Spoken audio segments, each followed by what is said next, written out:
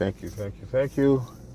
It's good to see you all, or talk to you all. I'm Black Dragon, and welcome to my podcast, The Dragon's Lair, Motorcycle Chaos, and it is late night. Here in the kingdom of Nye, I want to bring Art Bell back alive. The kingdom of Nye, I mean, it was so magical to listen to Art Bell on AM radio in the middle of the night, man. It just felt like craziness was happening out there. It was just, you could feel this beautiful, warm night air as you listen to him. He broadcasted somewhere out of the desert as you sat by your radio with it crackling, listening to him talk about UFOs. It was crazy. Or time travel. And I was believing all that stuff with all those kooks. I was like, wow, there are people who know things. They actually had interplanetary galactic travel. Wow. Man, we got to bring that show back. We got to do our own version of it. The Kingdom of Nye. Man, I think NPR has all of his old tapes. I should listen to some of them. But anyway, I gotta tell you, the United States is burning. All across the United States of America, there are people confronting police departments, National Guards, state police, local police, county police, marshals, sheriffs, like we have never before seen in this country. I don't believe. We've seen small pockets like Kent State and small pockets of resistance like, unfortunately, Waco, Texas, both with us, the bikers, and the David Koresh Davidian branch. We've seen small pockets of resistance like Randy Weaver, and his poor family being murdered by the government. We've seen things like that, but we haven't seen things like this, where you have an entire country stepping out, and it's not like they painted at first. Whole bunch of black folks angry and mad, burning up their own ghettos. But that was the narrative. The thugs. And we got one for the thugs. We're going to come take over and show you how we get down. It turns out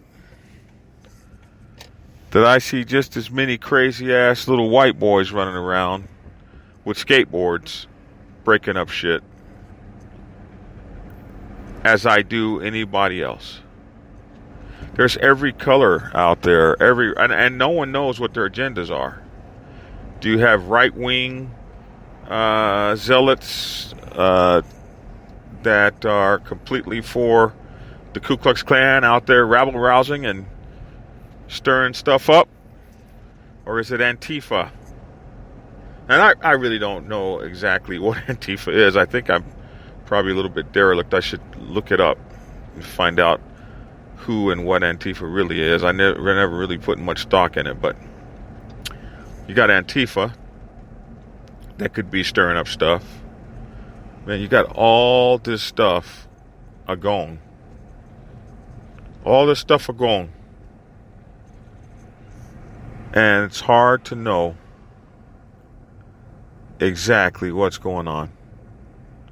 It's terrifying. But, and I'll tell you, black people are terrified. People like me, I'm terrified.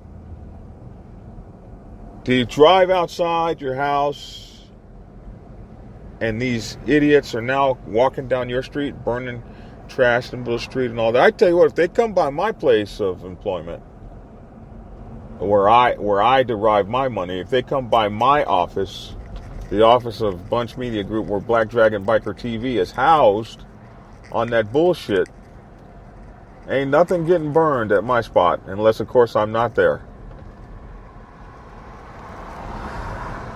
And so that's something I think we got to talk about in an upcoming video. But, and I'll tell you, it's getting pretty scary out there. And this was all because of a video that showed one man sitting with his knee on the neck of another. It's kind of terrifying. Derek Chauvin, 18-year veteran of the police department. Actually, 26-year veteran of the police department. Actually, I think it's a little bit longer than that. Decades-long veteran of the police department. With over 18 complaints in his jacket, two complaints in his service jacket for which he was actually reprimanded. 18 times the citizens have taken his ass to task for over-policing, overreacting, overzealous prosecution of folks. And you know, the pattern, and that's why I always report guys, because boy, that pattern will come out on your ass sooner or later. Then reports on a civilian job. They talk to his civilian boss. He obviously has been doing dual work as a nightclub bouncer person, and they just said the guy's just over the top, especially when it came to brown and black men. With 18 complaints, I guess nobody saw fit to stop him or prosecute him. And now, because of what he was seen doing, and others, but what he was seen doing,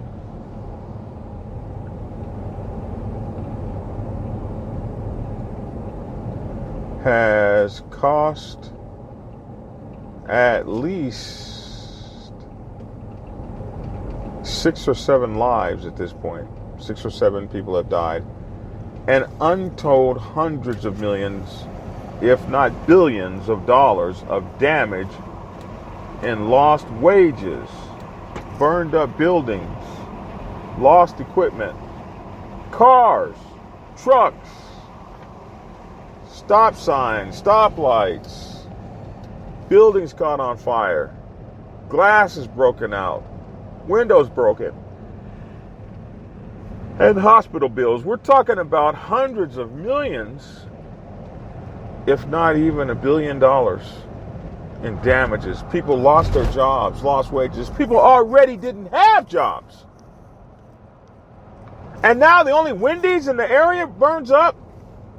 How many people don't eat tomorrow?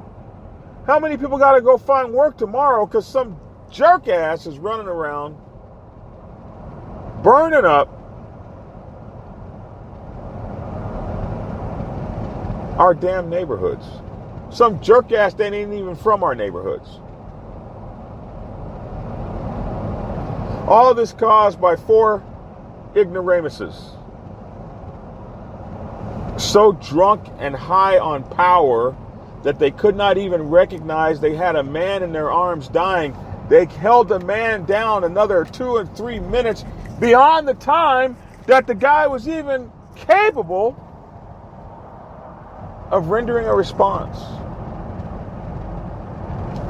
These hillbilly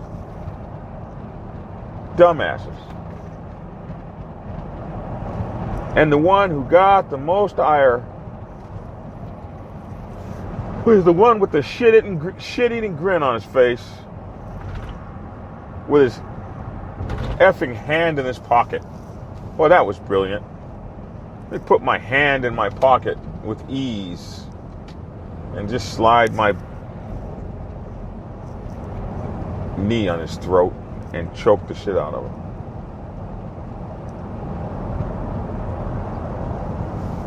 And it was sad.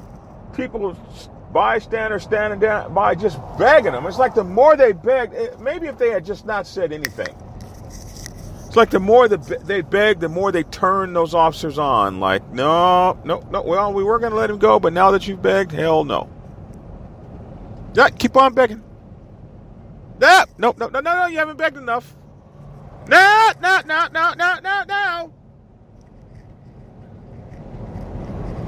While the man lay there and died. Oh, and they're going to say, well, he had heart disease and diabetes and high blood pressure. Well, that shit picked right now to kill him, unfortunately, while you're sitting on top of him. Everybody knows what happened. They can see it. Which brings the question to mind, and the purpose of this video. Smirconish today. I don't particularly know how much I like Smirconish, but he had an interesting name, and his name came up on my feed, and I said, oh, well, gee, I must have approved this message to understand when Smirconish is on. So let me see what he's got to talk about. And his subject today was absolutely crazy. Could you, as a juror, be impartial if you knew you had to sit on Derek Chauvin's jury? Could you be impartial?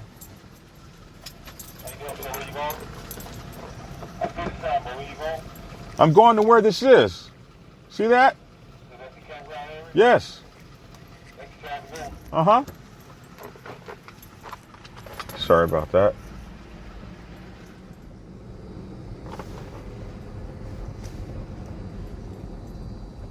Guess they have a new guy in the gate.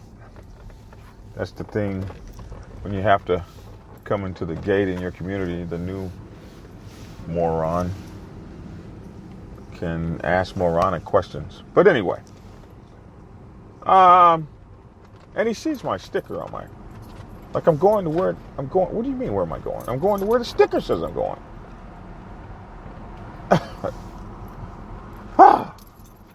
But, you know, we're all on edge right now. We're all on edge because things have us edgy.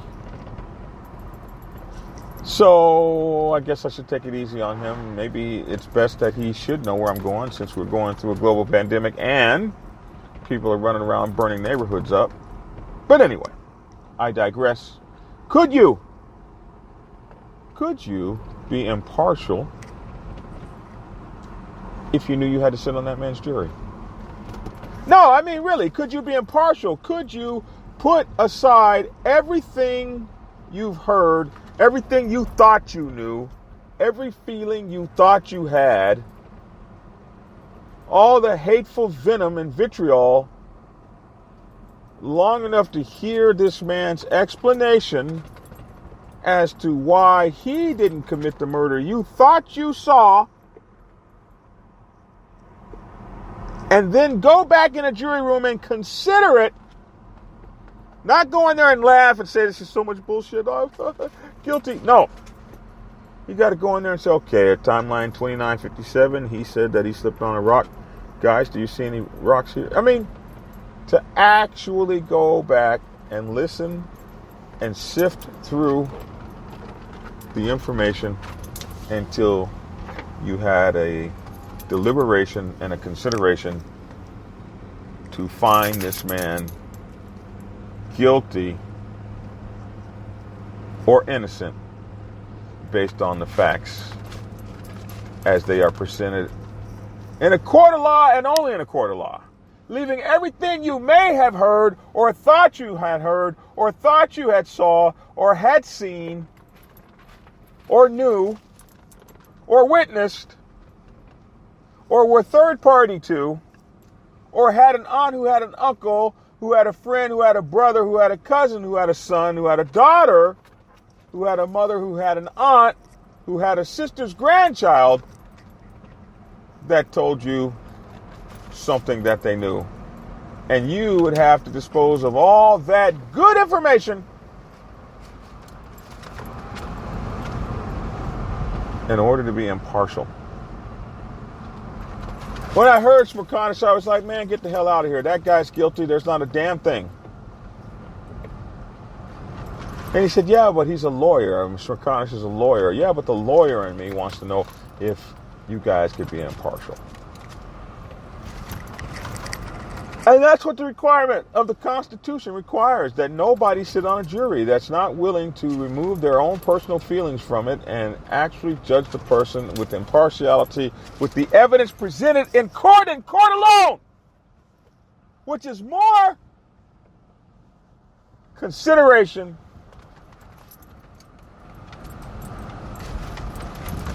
than George Floyd got, or Eric Garner, or Jesus. 50 black men I could name. Many of you probably haven't even heard of.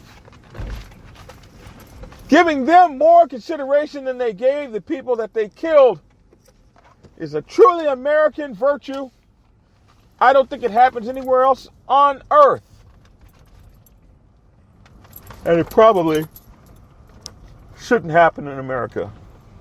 But that is our law.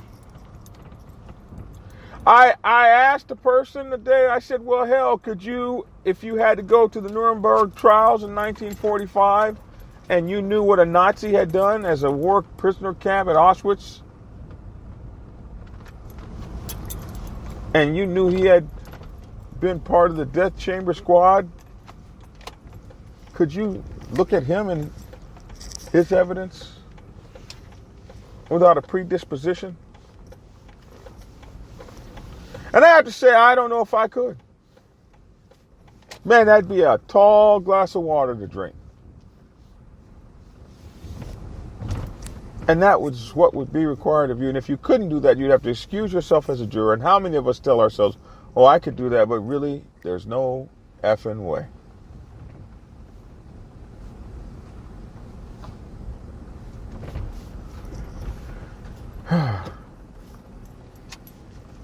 So, he will be coming up for trial soon. Even his own wife left him. You know, what kind of relationship do you have when your wife would leave you when the chips are down?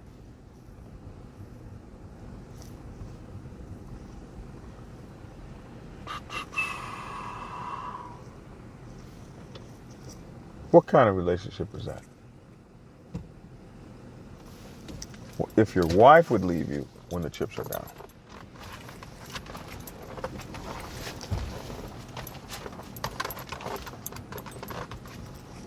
Must not have been too tight. Someone said, no, they're just trying to protect the family money from any litigation that's sure to come. And I think that's probably possible. So, in any event, he's going to get a trial. He's going to get more consideration than he gave the folks, the man he killed. And that's what we have to do, rather than just watch what he did on film and string him up. And a lot of you guys are calling for that. And our system does not work that way. And our system has been purposely built to protect cops, which was one of the reasons it has taken so long for them to be arrested.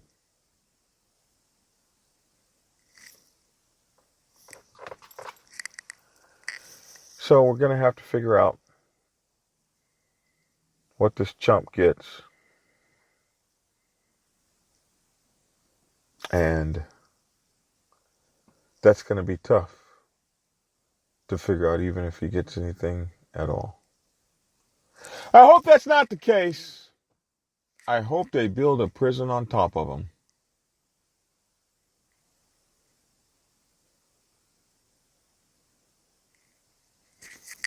Anyway,